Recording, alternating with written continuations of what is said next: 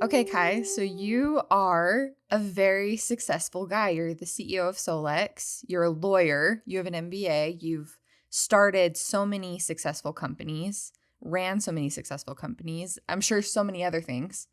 Where does that all start for you? Where did that all begin? Thank you. Thank you. That's journey is, I think I'm always in the journey. And that is what's so enjoyable of whatever I believe success to be for me. And for me, there is no end to that opportunity of becoming successful. I think it's a forever journey.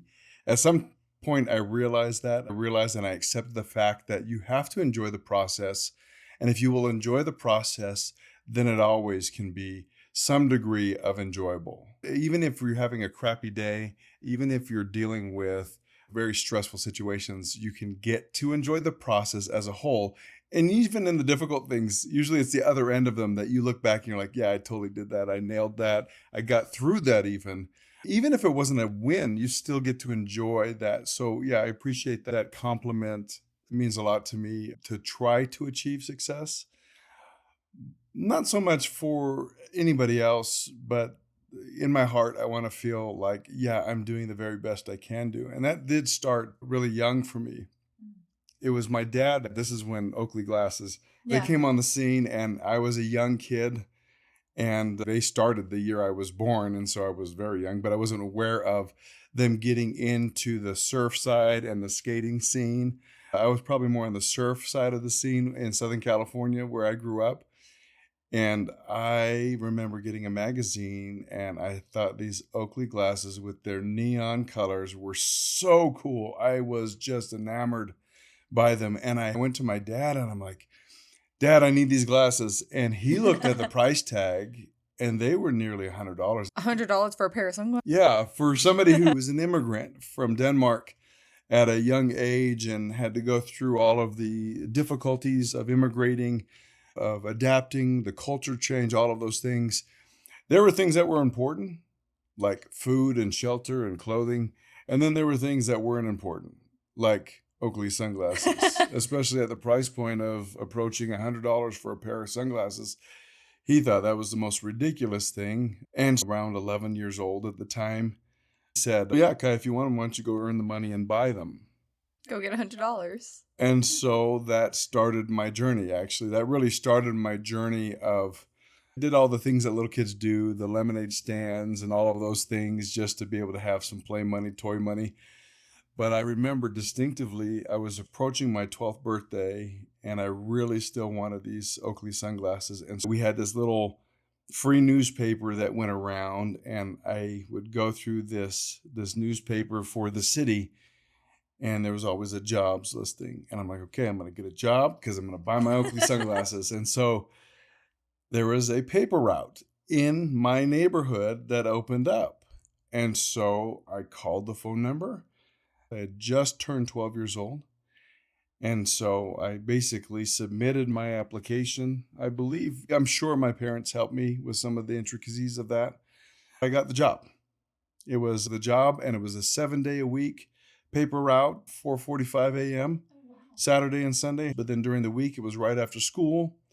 And so I had to get home and get my papers, fold them, put them in my bag, get on my bike and ride the route. And so I did. And I remember that was my first taste of earning money, real earning independent money. Yeah. Not getting an allowance and not doing the lemonade stands, but really getting into, I'm the one responsible to get up or to get home from school, to fold the papers, to put them in my bag, to get on my bike and deliver it to the homes that they had to be delivered to. What I learned, though, from that very first experience was actually there is a business finesse. There are things that I could learn in being a paper boy that the way I delivered the papers actually gave me an opportunity to earn more money. I would deliver the paper to the doorstep versus to the front driveway. When I went around and collected the money, I would earn typically a better tip from the person receiving the paper when I delivered it consistently to their doorstep. And so obviously as a paper boy, if anybody's ever been a paper boy before or paper girl for that matter, irrespective, you learn how to throw the papers from the street level so that they would hit the door and land on the doormat. The thing that my consistent effort would pay off, but I also had to have consistent discipline. There weren't days when you just weren't feeling good that you just didn't do it. Yeah. Or else you'd lose the job. They'd find a new paper boy. Yeah. You had to show up every day, literally every day, 7 days a week. And of course, as a young boy going, and I did this for nearly 3 years before I got another job. Obviously, I started to learn the value of money and how compensation levels were different with different opportunities. Counting my tip money, Napoleon Dynamite kind of moment. It's like $1 an hour. But I was happy to have the opportunity to get the $1 an hour at the time, even though it was arduous, it was difficult, it was sweaty, middle of summer, it was difficult. Early morning, Saturday and Sunday, when your friends are sleeping in or going off and doing something fun for the weekend, that was challenging. Yeah. But you learn a lot of lessons when you do difficult things, I think. And that was the first. Stick to it consistently, learn what you can learn how to do it better, you get greater compensation. And so that always was something that I've relied on, looked back on, reflected on, and then tried to apply as you went through, whether it was education or whether it was actually different business ventures. Because the majority of your business ventures, if you go independent, solo, or even with small groups, they're going to fail. But every one of them has something to learn from. I've done a little bit more than 10 years of collegiate and post-college grad work. And I think the biggest thing I learned in the various disciplines of studying was the ability to learn. I learned how to learn better through that process. You might learn specific things about this or that, and that's great. And a lot of it's theory, and it's not until you get into the real world situation that you actually have to apply that. Boy, that theory really sucks. That's not at all of what this feels like or looks like. It works in a textbook. Yeah, it worked in a textbook. And it is based on different case studies and things like that. And those case studies are real. And you can apply different truths to your current set of facts because of those. But the truth is, the real world has a different timing and a different set of pressures when everything feels like it's on the line. And when everything feels like it's on the line, can you learn in real time what you need to do based on the information you have to make the best decisions you can make? The best thing you can do is your best. The great thing about that is on the other end, whether you win or whether you lose, whether you were successful or whether it was a disaster, on the other side of it, you know you gave it your best effort. You know you applied the very best information, and then you get to learn some more and take that forward to the next challenge and hopefully not make the same mistake twice. Yeah, I guess that is always the hope, right? That you learn it one time, you burn your hand one time on the stove, and that's the last time that happens. Yeah, right? you definitely, and it's even better when you get to learn from somebody else's. Tony Robbins talks about patterns, learning about patterns, not just patterns in life and seasons of life, but the ability to recognize patterns even in what others do. And that's where the education really was helpful. And the ability to learn how to learn was you learn patterns of learning, ways in which you can pick up information, you can store that information, you can recall that information, and then align bits and pieces of information so that you can apply it to a new set of facts. Every day, everybody's being presented with a new set of facts. And the fascinating thing is they're absolutely unique to that person and that day for that situation. Yes, a lot of people have been through similar things, but everybody's background is unique. Everybody's thought process is unique. Everybody's application of those thoughts to the information they have is unique. And so it's fascinating because you think about it, 8 billion people every day, they wake up and they're presented with an opportunity to apply all of these variables in such a way to either succeed, to coast, to fail, to do nothing, to try and do everything. And every day, that set of reactions actually reverberates and creates a new set of opportunities for the next day. It's fascinating. That is fascinating. It's like Newton's law, every reaction has an equal opposite reaction. Yeah, definitely. And it's cool. I like how you presented it. Like everyone has their own perspective of things. They have their own thought process going through their day. Even if you show up to the same job as your coworker who does the same thing and you do the same thing every single day, because how your inner mind is working and how their inner mind is working, it's a completely different day. Yeah. You have the same set of tasks. Maybe they could be roommates. They could live in the same house and drive the same way to work, and it's still a completely different day for those two people. And I think there's a lot of when you begin to accept that everybody has their own set of facts, it enables you the opportunity to try and allow them to be them. Right? A lot of us want to, especially in business, when you're dealing with people and their problems, yes, business would be so much easier if everybody just did what I said, right? And because we always think that we Our way know is the best way. until we start to learn that, wait a minute, actually, I should be open to what they're seeing and what they're saying and how they feel about the situation. Maybe the reason why there's a rub in this relationship, maybe that rub has to do more with my unwillingness or unopenness to hear and see and understand them than it is for them to see, hear, and understand me. And if I would just take a step back and try and see where they're coming from, that might illuminate a completely new pathway that together we create. And I think that living in the business side of things, where there are opportunities all the time, but being open to the perspectives of the people around us. Now, sometimes time doesn't allow that, right? Sometimes time, there's so much pressure in a situation that time needs an answer today. But I would venture to say that is rare. My experience tells me that even when it feels that way, it often is not the case. You do have time to actually consider. You do have time to listen. You do have time to understand. And by taking the time to hear, listen, and understand, you have opportunity to make better decisions going forward. And that's with everything, right? So this just sparked a question in my mind as you were talking. Earlier, we talked about you touch the oven once and you don't burn your hand again. You seem to be speaking from experience. You seem to have had a moment where you've stepped back and realized, oh, to lead, maybe I need to let someone else make a decision instead of my decision. Yeah. Can you speak to that at all? That realization you had when you had it? My manager that was over me.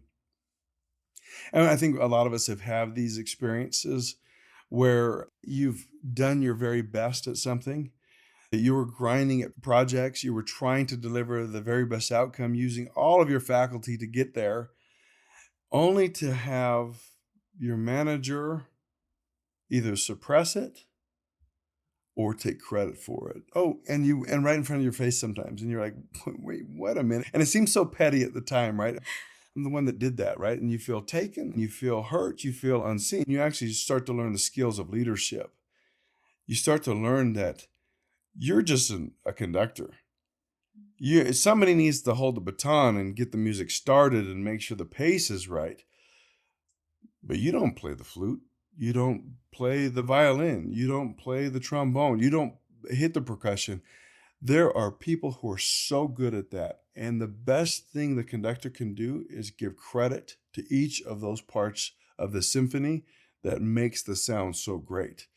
Not to turn around and take the bow. Often you see from stage, you see the proper conductor etiquette is to, yes, the crowd will cheer when the symphony has finished.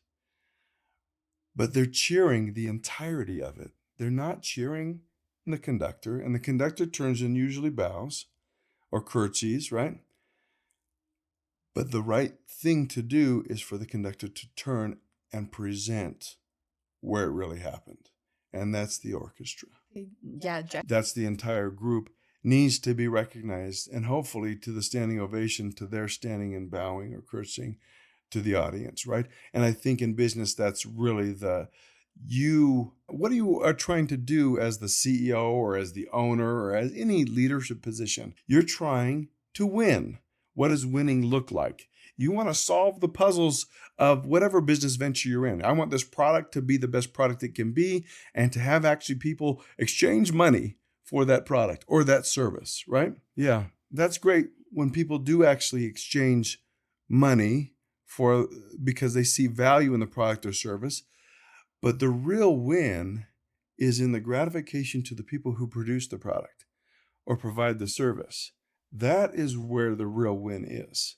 That is where all the information sits. And being a conductor, I think I learned to appreciate through the different experiences the value of each part of the orchestra that provides the symphony. And I'm not great at it, but I try to remember on a daily basis how great each person is, the failures. Failure is a stopping point. Failure is, I failed. Maybe I didn't do it right. Maybe it didn't go right. Maybe the outcome wasn't the outcome I wanted, but I'm going to try again, right? And I'm going to try again. I'm going to try again until I get it right. I'm going to spend more time. I'm a blood, sweat, and tears at this until I figure it out. Now, if you just absolutely stop, then yeah, you failed. Now, it doesn't mean that you don't pivot off of that and try and apply what you learned to something in a different way. This was many years ago where I had saved and invested in 401ks and rental properties and all these things, literally zero in my 401k account, zero in my checking account, zero in my savings account. After working and sweating and saving from $11 an hour on, right? It wiped me out to nothing. It was a reset moment. And there was some unscrupulous activity that I was unaware of in the process, and that obviously I became aware of later on. And it was devastating, but I learned incredible lessons from that. It's not all over. It's not done. In fact, what can I do? I have all these zeros in all these accounts, and I still got bills to pay. In fact, going into the investment, it's like, what's the worst case scenario? Well, you lose everything. All of a sudden, you literally do have nothing left. Okay, what just happened? It wasn't just a punch to the face. It was a punch to the face, a kick to the stomach, a stamp on you when you're down on the ground. You're in the fetal position sort of thing, and you're still getting pounded. We're still pretty young. There's a great roadway ahead of us. So what do we want to do? Not necessarily just what can we do, but what do we want to do? And that shift really started to shift how we saw the entire opportunity. Yes, this was devastating. Yes, it was destructive. And yes, it was going to be hard. And it was going to be a decade plus of difficulty. And it really was. It probably was closer to a 15-year process in my mind. And that's a long time. Yeah. Grinding through all the things you have to learn to get where you want to go. But that propelled for me to go to law school. It really was, to my wife's everlasting credit. She sat me down and kind of like grab you by the collar sort of experience. And if you know her, she's that type of person. She'll send your eyebrows if you need it, but then she'll also give you the biggest hug in the world if you need it. And at this moment, I wasn't wallowing, but I was just, what do I do? How do I take care of my family? And she said, Kai, you've always, from the very first day I met you, you wanted to go to law school. And the backstory of that was we got married fairly young, and we started having children right away. And once you start having one child, I wasn't even done with a bachelor's degree, and I was earning my $11 an hour. And to be honest, we qualified for our first townhome. You've learned how to work, and you're learning how to learn. So you do what it takes, right? In those early years. So you go to school full time, you work full time, and then you work the extra part-time job on the side that pays the bills, right? Why don't you go to law school? And I was like, whoa, that ship has sailed. Did you have your MBA at this point? Yeah, I could do the MBA program full time. I could also continue to work full time because I had a family. We had 4 kids and we needed a place to stay. But I thought that ship had sailed. But this was, like I said, a clean slate moment. What do we do? How do we do it? And she goes, you don't want to be 65, 75, 85 years old and say, oh, but what if I had learned what I really wanted to learn in law school? So, yeah. So we up and left all of our circumstance, packed our family across the country, and went to law school for 3 years. And it was the most challenging 3 years. I thought I had already been challenged. That was the most challenging 3 years of my educational life, which was awesome because I was older, right? I was an older student. I'd been out of school for a little while. I graduated at 40 years old. I was the second oldest in my class. And so I'm going to bat with these 20 somethings, right? Yeah. These mid 20, they're graduating at 24, 25, 26 years old. Most of these people, I'm graduating at 40. I'm like their dad. Learning again that you can put in 70, 80 hours in a week and enjoy the process, because it's the process that's so fulfilling. It's exhausting. It's tiring. You're worn out.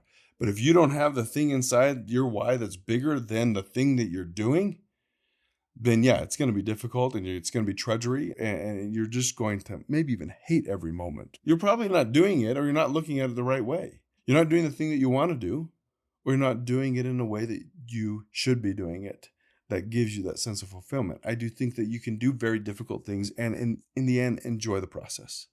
I actually came out of law school, finishing that law degree, coming back, and I've always loved business. Always wanted to be in the business field and wanted to be entrepreneurial. And I've tried to pursue that. And so I came back and tried to pursue, only to be punched in the face again that this is not easy. Start this business, not easy. Network into consulting, not easy. Having a network of friends already, because I've already been in the business world, and still landing gigs and opportunities, not easy. Just wasn't easy. But what you learn is the consistent effort eventually does pay off. But it pays off when you finally stop looking at what is wrong. So I came back and I really had a hard time finding a consistent business opportunity for over a year and a half after law school. And this is actively trying to find. Yeah, actively trying. And I'm doing everything, right? And I remember interview after interview, trying to land a spot just to be able to take care of my family. I remember pulling up into our driveway after what felt like the 100th interview, and sitting in my driveway and knowing I have a family inside that place. And they're all depending on me to go make this work. And I sat there and I started to get tears welling up in my eyes of, what am I doing wrong? What am I doing wrong? And as I thought through that, do you still have a place for your family? Do they have food on the table? Do they have clothes on their back? Are they getting a good education? Do they have health care? Do we have books to read? Do we have games to play? Do we have time together?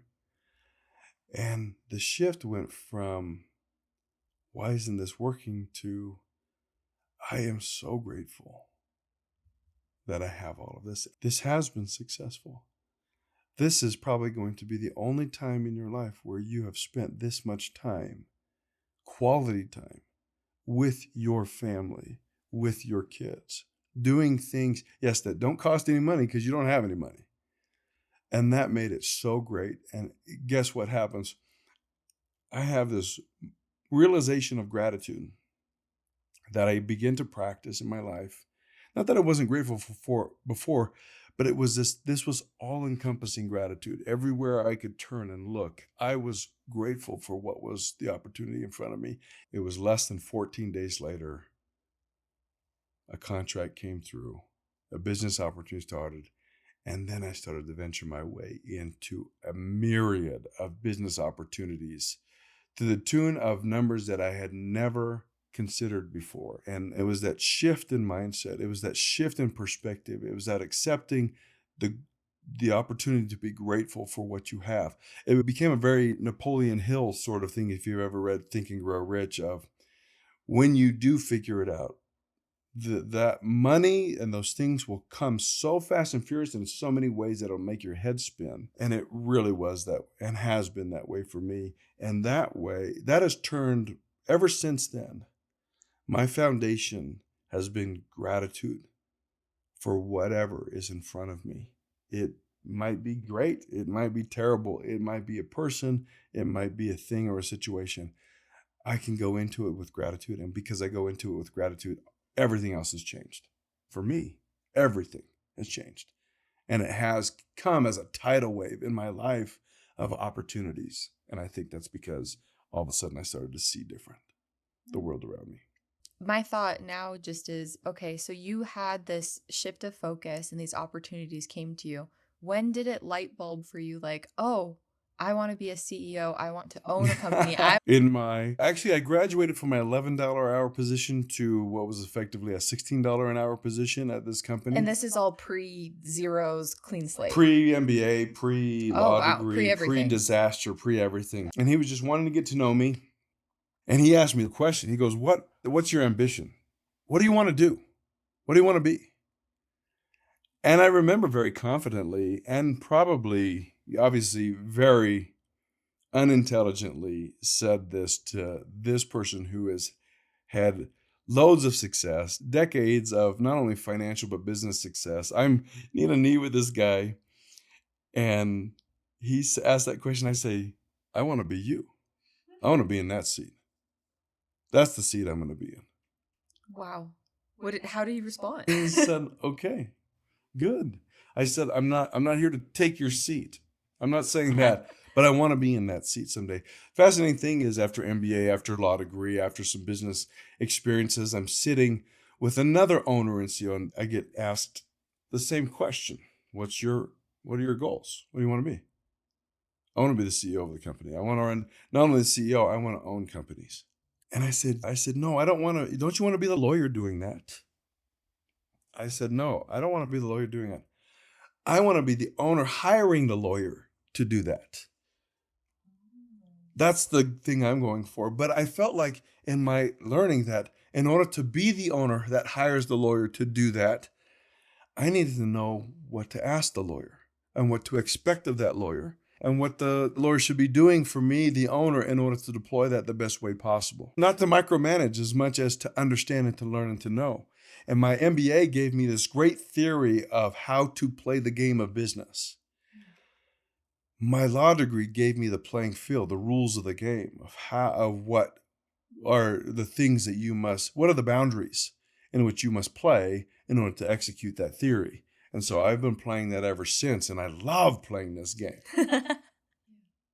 Okay, so then I guess just one more question I have about this whole process is, you are now the guy in the chair. The younger you was like, I want to be in that chair. You are now that guy. Yeah. So put yourself in that room with your younger self, knee to knee, and you're asking him, what do you want to be? And he's saying, I want to be in that chair. What would you tell him to do? A lot of my mentors come by way of books and learning from their words. People have had life experiences, entire decades worth of learning and growing, and all of a sudden they can find that into a concise book, trying to see patterns, going back to patterns in that book of their learning compared to some other successful person's learning and experience and execution. And so I've been a real student of as many people as possible to try and learn from them as much as I can. I think I'm living proof of that to learning. And so if you will open yourself to love learning, you can learn from books, you can learn from experience, you can learn from others' experiences, you can learn from observation, you can learn from study, you can learn from epiphany, right? You having the universe, the divine interaction to present you with ideas that you hadn't thought of before. There's so much learning. So step one, learn, be open to learning, crave learning, love learning, and you will always be a student of the game. Because then I think in the learning, you can love the process, because the process is effectively the opportunity to learn and to grow. I don't think there is. Early on in my career, I think I wanted to, there's got to be a step 1 to step 2 to step 10 in order to be the CEO or the owner or to be successful at this or that. And what I find is that the very best teaching from those who have been successful have been principles, not steps. It's teaching truth, not tasks. And therefore, you actually come out on the other end of trying to apply this set of principles or rules, right? Or truths to what?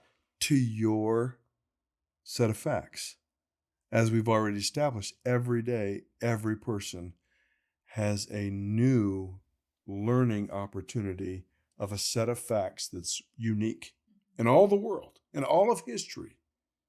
Today, you woke up and you have a set of facts in front of you that you get to work with. And they're unique in all of history to the entire world. Not just to you, but to the entire world. But it's because of you that they're unique.